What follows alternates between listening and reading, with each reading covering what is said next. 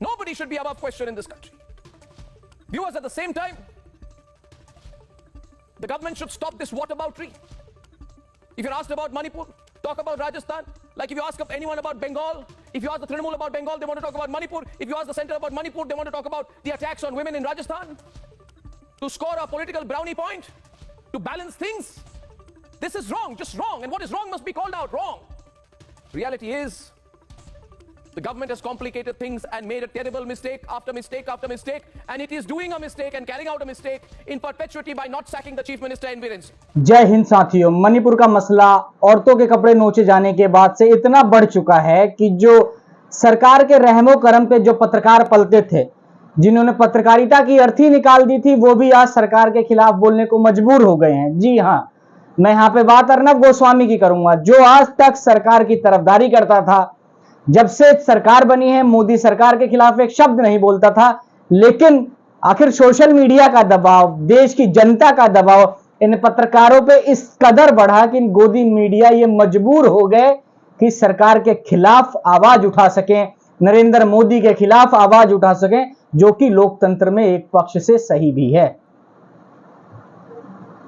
अर्नब गोस्वामी ने यह कहा कि जिस तरीके से मणिपुर की घटना हुई है, यह सरकार की एक के बाद की गलतियां हैं। लगातार ये गलतियां लगातार बढ़ती गई, और अगर भारतीय जनता पार्टी की जगह मणिपुर में किसी और की सरकार होती तो जो मोदी की केंद्र सरकार है वो वहां पे इमरजेंसी लगा चुकी होती।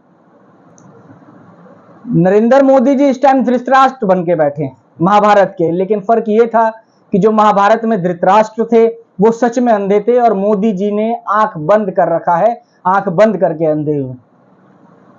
आज मणिपुर ने जिस तरीके से पूरे देश को शर्मसार किया है, लोग स्तब्ध हो चुके हैं इस घटना को देखने के बाद। देश की बहन बेटियां अपने आप को असुरक्षित महसूस कर रही हैं, किसी भी राज्य की हो, किसी भी शहर की।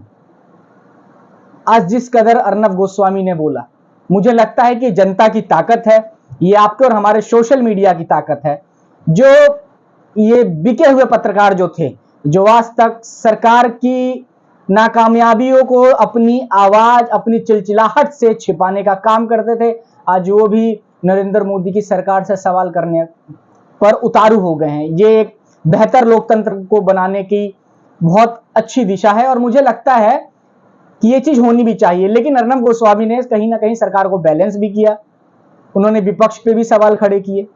लेकिन आज जो देश की जो जनता है, उसे सरकार से आंखों में आंख डाल के सवाल करना चाहिए, जो सवाल वो निर्भया कांड में कर रही थी, जो सवाल वो और विपक्ष की सरकारों में कर रही थी, कांग्रेस की सरकारों में कर रही थी, या अन्य राज्य में जब विपक्ष की सरकारें थी जो उसमें सवाल करने का काम करती थी। जनता को नरेंद्र मोदी के सरकार के आंखों में आंख डाल के सवाल करने की जरूरत है कि तू इधर उधर की बात ना कर, ये बता मणिपुर का कारवां कैसे लूटा। लेकिन आज जनता जाग रही है, धीरे धीरे जाग रही है। सोशल मीडिया की ताकत इतनी है, देखिए मणिपुर में लगभग 80 दिनों से आग लग रही है। 80 दिनों से ज्यादा लोग एक दूसरे के खून के प्यासे हो चुके हैं। 80, लेकिन सिर्फ एक वीडियो वायरल होने से, जो कि 4 मई की घटना है, वो आज से कुछ दिन पहले वीडियो वायरल हुई, जिसके आने के बाद जो देश का धृतराष्ट्र है उसे भी सामने आके बोलना पड़ा, चाहे उसने 2 शब्द की नौटंकी करी हो। ये आपके और हमारे सोशल मीडिया की ताकत है। ये सोशल मीडिया की ताकत है कि ये जो बिके हुए पत्रकार हैं, ये जो गोदी मीडिया हैं, ये जनता के बीच आके सरकार से सवाल खड़ा करने का काम कर रहे हैं। आज मैं अपने वीडियो के माध्यम से देश का जो निजाम है, जो देश का मौजूदा धृतराष्ट्र है, उससे कहना चाहता हूं, जिसपे तुम बैठे हो वो कुर्सी है, तुम्हारा जनाजा नहीं। अगर कुछ कर नहीं सकते तो ये कुर्सी खाली कर दो, इस पे से उतर जाओ।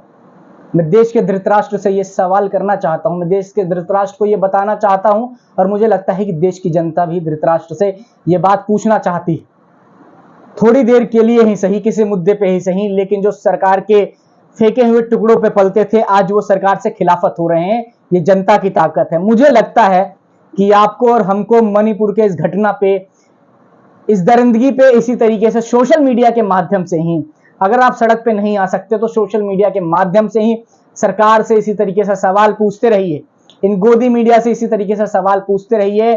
कम से कम सरकार को जवाब देना पड़ेगा, वहां की घटना कम होने का काम होगी। वहां की घटना जो है, ऐसी घटना पे लगातार लगाम लगती रहेगी। और मुझे लगता है कि ये जो सवाल है ये जो जनता की आग है, जो जनता अपने कलेजे में, जब से इस वीडियो को देखा है, जनता ने अपने कलेजे में इस आग को जला के रखा है।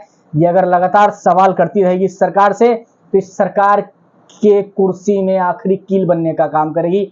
मैं इस वीडियो के माध्यम से आपसे पूछना चाहूंगा, आपसे जानना चाहूंगा कि जिस तरीके से अर्नब गोस्वामी ने पलटी मारी है, चाहे थोड़ी देर के लिए ही सही, जिस तरीके से देश की, आपको जान के हैरानी होगी कि पूरे भारत देश से लाखों महिलाएं कह रही हैं कि नरेंद्र मोदी चूड़ी पहन के बैठ जाओ, क्योंकि उस देश के मर्द नापुंसक हो जाते हैं, उस देश का निजाम नापुंसक हो जाता है जिस देश में सरेआम बहन बेटियों को नंगा करके घुमाया जाता है, उनसे परेड कराया जाता है।